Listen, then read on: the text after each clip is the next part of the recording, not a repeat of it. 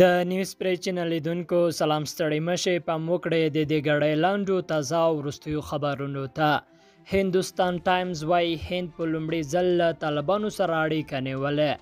هندوستان ټایمز ورځپاڼې راپور ورکړی دی چې هند د لومړي ځل لپاره د طالبانو د سیاسي دفتر د مرستیال ملا عبدالغني برادر په ګډون د دغه ډلې له مشرانو سره اړیکه نیولې ده راپور کاږي ډېری دغه تماسونه د هند امنیتي چارواکو له لوري نیول شوي دي د راپور له مخې هند تر ډیره له هغو طالب مشرانو سره اړیکه ټینګه کړې ده چې ملي فکر لري او د پاکستان او ایران تر نفوذ لاندې نه دي راپور کې راغلی چې هندي چارواکو څو میاشتې مخکې له دغه ډلو سره اړیکې ټینګې کړې او اوس مهال د پراختیا په حال کې دي ورځپاڼې د یوې سرچینې له قوله ویلي چې د ملا برادر او هندي چارواکو ترمنځ تر اوسه څو ځله پیغامونه تبادله شوي دي خو تر اوسه هیڅ لوري هم د مخامخ لیدنې پریکړه نه ده کړې هندي چارواکو او طالب وسلوالو تر اوسه په رسمي ډول په دې اړه څه نه دي ویلي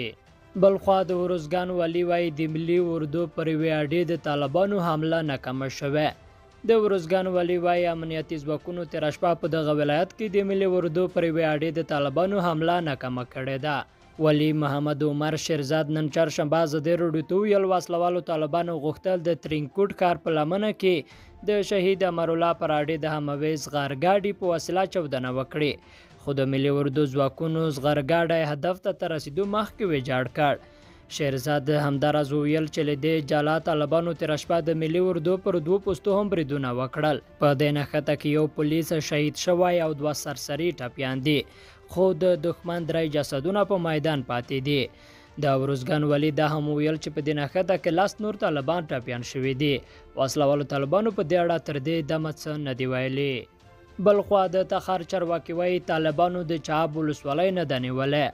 د تخار ولایت چارواکي د چاب ولسوالۍ د نیولو په اړه د طالبانو ادعاوې ردوي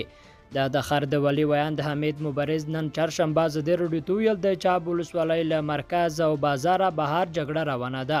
خو دا خبر یو مخ نسم دی چې طالبان د ولسوالۍ مرکز ته ننوتي دي وسلوالو طالبانو ادعا کړې چې د چاب ولسوالۍ ودانۍ او بازار یې نیولې دي